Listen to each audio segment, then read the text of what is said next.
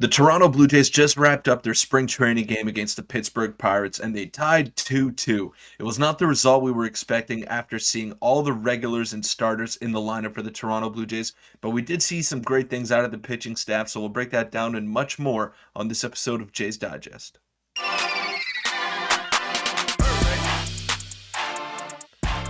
What's up, Jays fans? I'm your host, Peter Vryonis, alongside host Nick Gosse. I want to thank you all for your continued support that we've gotten in the pregame live streams, as well as these post-game reaction videos. It's been unreal. We're having a ton of fun making them, and we're so glad that baseball is back. And, the Jays, they're getting into it. They started off a little bit slow today, but we did see some good things, and we're going to break it all down soon. Yeah, make sure to hit the subscribe button. We're so close to 6,500. You guys have been killing it recently, and in the live streams as well for all the pregame shows. We've been doing one for basically every game so far. We're going to continue to do them, so make sure to tune in if you enjoy, and thank you for the support, and hit the subscribe button. But let's get into the game breakdown, and the first main topic, and kind of the story of today's game, because the bats didn't do a whole lot, was the pitching continues to impress on several fronts. Now, obviously, we had Alek Manoah starting the game, and he didn't look as sharp as we may have expected against a Pittsburgh lineup that was quite depleted. But he went 1.1 innings. I'll pop up the stats here for you now in case you did miss the game for the pitchers. He went 1.2 innings, gave up 3 hits and a run with 2 Ks. Peter, what did you see out of Alek Manoah? Obviously, he looked a bit out of sync. However, his slider looked absolutely filthy. Yeah, and we were talking about it. His slider looked real good, and he looks just out of sync. It was his first start of the spring with a different catcher that he's used to. So Alejandro Kirk is his personal catcher, and they've gotten together to work, and they know how each other work, and they bounce off that. But he's not very comfortable with Danny Jansen, so that's an adjustment in itself, let alone in your first spring training outing. So I think you'll figure it out. I'm not worried about him. Uh, Buck Martinez said in the broadcast that he's more worried about mechanics and location as opposed to his velocity or his movement on his pitches. So I'm not worried about Alek Manoah. I think he's going to figure it out. He just needs a couple more starts just to shake the rust off. Yeah, and he actually said after his outing, he got they do those interviews after, and he said he's nothing to worry about. He could you can do bad in spring training, then go out opening day and dominate. And a couple of reactions on Twitter, and like you said, Alek Manoah's competitiveness is already in mid-season form, and he wanted to finish the second inning, but John Snyder, of course, took him out and gave way to Nate Pearson. And let's transition now into Nate Pearson, who was kind of the other storyline, the best pitcher in today's, at least the most dominant-looking pitcher in today's outing.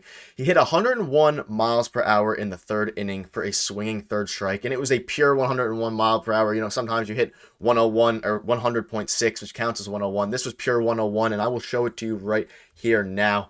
Absolutely filthy. You see the pitch clock there, up in the zone, 101 miles per hour. It was filthy. What do you see out of Nate Pearson today? He's looking more and more comfortable. Still needs to lock in the zone a little bit, but he's looking like he might be taking that reliever spot to start the season.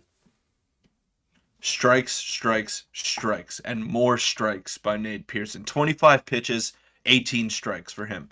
Now that's a great ratio out of Nate Pearson, and you'll take that any day of the week. He came into a really tough situation with the bases loaded, so I'm not going to hold it against him for trying to pinpoint the corners and get out of a tough jam there. That's why he ended up walking that batter over there.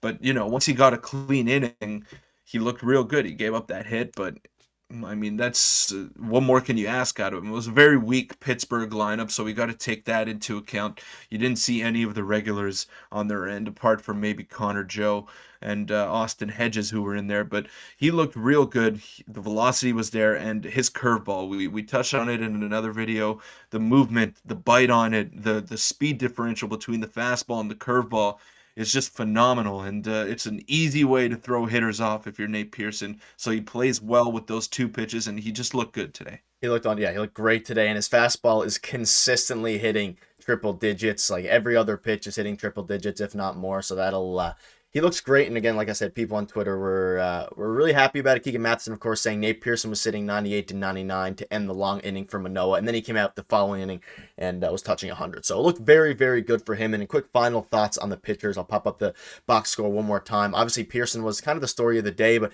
tons of other pitchers did really well. Luke Barrett had a bounce back outing. Hagen Danner, who we talked about in the live stream today, continues to impress for the Jays. Junior Fernandez also had a bounce back outing, touching 98 miles per hour with some really good movement.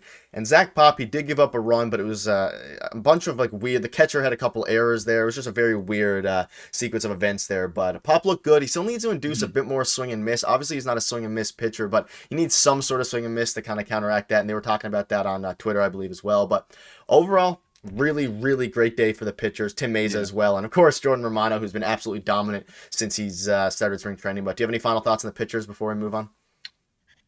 Yeah, I just think a lot of these fringe guys are making it real tough on John Schneider, just because they're pitching very well, and yeah, and if they keep doing that, then they're just going to make it real tough on the coaching staff when the time comes to make that final bullpen decision. And Hagen Danner, he's emerging as one of the dark horses to maybe make the team. I don't think so, but he's got a real shot, and he's looking real good in this spring. Yeah, lots of impressive stuff out of the pitcher so far. We can also look at some impressive stuff out of the outfield today, which included specifically Kevin Kiermaier, who you saw in the thumbnail. Of course, you see him in the title. He was an unbelievable today, and he's been really good in the spring, as we also mentioned in the live stream today, in case you missed it. But Daulton Varsho as well. We'll touch on both of those guys now. But Kevin Kiermaier specifically, before we get into anything, Peter, what were your thoughts on his play today? He made an impact on the bases. He got an infield hit that he legged out using his elite speed. And, of course, he got another double and then stealing a base, which ultimately led to an early Jays run. Yeah, he's going to do all the intangible stuff, and you know that. His leadership is off the charts, his speed is off the charts, his compete level is off the charts, and we're just in March. March just got underway, and Kevin Kiermaier is hustling, getting infield hits, running around the bases after hip surgery. So I'd like to see him stay healthy, and maybe, going all out in March is not conducive to doing that, but you know what you're going to get out of him. He's 100% all the time. And if he starts to hit like that, then that's just an added gravy. That's a bonus to whatever you were expecting out of him. So we know what we're getting in his defense. We know what we're getting in his speed. And he just adds another wrinkle to that Blue Jays offense if he can get on base and wreak havoc on the bases, which he did today. Yeah, and of course he talked about it in the I guess the offseason before spring training started, that he was hurt last year, the past couple of years, and now he's feeling better than ever. And it's so far, as long as he can stay healthy, he's proving to do just that, and he's been absolutely phenomenal. We had a tweet reaction saying, "I need Kevin Kiermaier to stay healthy for 130. I swear he's got an offensive breakout season in him," and that's what it's looking like. He played phenomenally. He was the highlight of this game regarding players. Obviously, Bo Bichette had a base hit as well, but Kevin Kiermaier shined. He had the double, he had the single. But Daulton Varsho also played very, very well, and I'll pop it up right here. He got his first hit of the season, and he laced it. The quality's not great, but he laced it in right field. A very, very hard hit ball. And he also played some very good defense. He almost had a really nice play. He was commanding in the outfield. He called off players when he had to call it off, and he just looked very comfortable out there. And Varsho finally got his first hit as a Blue Jay.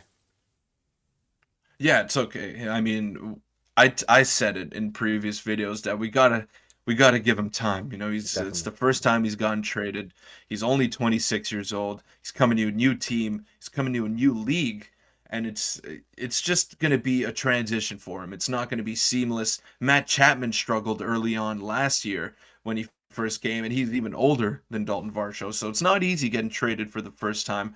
So we got to give him a little bit more run before we write him off and say, "Oh, this was a fleece by the Arizona Diamondbacks." Like, we don't know that yet. It could very well turn out to be that way, but I think Daulton Varsho is going to make a much bigger impact than people are thinking that he will right now. Yeah, I don't think it's going to be a fleece by any means. I don't think hopefully not many Jays fans out there think that. But either way, don't judge your basis off spring training to that degree is my recommendation. But at the very least, he played We're guilty of it too. We're guilty of it too. Everyone overreacts. We overreact after everything, and we say, "Oh, give him time. It's spring training," but then we're also saying Kevin Biggio might be the Lord and Savior of this franchise. So we gotta both tone it down. It's our faults too. Yeah, it's the fun part of spring training. And I guess a couple other notes. Obviously, the game ended in a tie, but George Springer didn't get a hit today. He didn't look too great at the plate. I'm not too worried about him. And Vladdy walked and 2 flyouts, one of which looked like a home run off the bat, and another one almost carried out. So he's looking very good as well, despite not getting a hit. In case you didn't see the game, but Yeah, that'll wrap up the game recap. We have a bit of news now to get into just at the end here, as there's lots of stuff ongoing and lots of fluid news happening. A lot of you guys were asking about Brandon Belt in the live stream today and in the comment section as well. And we got a bit of an update from John Schneider saying likely another week or more before Brandon Belt gets into games with the Blue Jays, but they still expect he'll be able to get into a couple weeks worth of spring training games and break camp as planned. Also, a bit of Alejandro Kirk news, where he says that he's still plenty of time to ramp up. Mid to late next week might line up for a game debut. And of course, Brandon Belt is about a week away from games. So Peter, before we wrap up the video, do you have any thoughts on that? And we kind of knew Brandon Belt usually doesn't start playing until later. But then Alejandro Kirk, we're looking at early next week. So in case you guys wanted to know that. Yeah, I'm cool with Brandon Belt taking his time. I want him to be fully healthy. Coming off of knee surgery, he didn't look like himself last year, so give him time. He usually does that. He ramps up later on in the spring, and he's a first baseman, so he doesn't have to get his defensive reps like Kevin Kiermaier does, who's also coming off an injury. So Kevin Kiermaier's got to get in sync with his other outfielders. Brandon Belt's probably going to be a DH the majority of the time and maybe play the occasional first base. So as long as he just sees some pitches with maybe 5 to 10 games left in spring training or 10 to 15 games left, then he'll be fine for the season. I'm not worried. Yeah, and he's a veteran. He's been through this before, and I'm excited to see him play. And I know a lot of you guys out there are excited too. But that'll wrap up this game recap video. It's a very fun game today. Obviously, it ended in a tie, which wasn't the best result, but the support has been unbelievable. Thank you again. Hit the subscribe button, and we'll see you in tomorrow's video and/or live stream. Thanks.